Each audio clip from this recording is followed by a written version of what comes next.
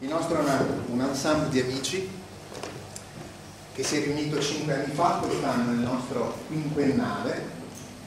con il compito e l'intento di ripercorrere i percorsi del sacro dell'uomo in Occidente e in Oriente. Gran parte del nostro lavoro si svolge nelle biblioteche alla ricerca di antiche melodie,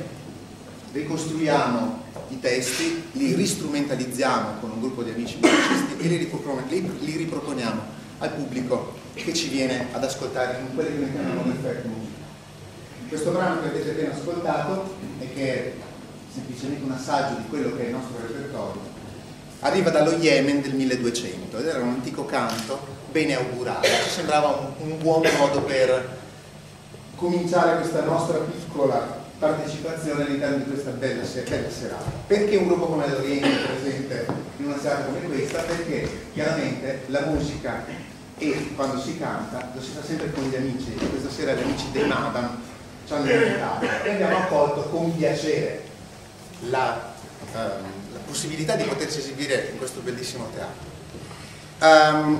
È stato un po' difficile perché noi non facciamo niente dopo il 1500 e chiaramente è una serata, come dire, non c'è questo il periodo storico che la maggior parte di voi questa sera sono venuti ad ascoltare. Allora ci domandavamo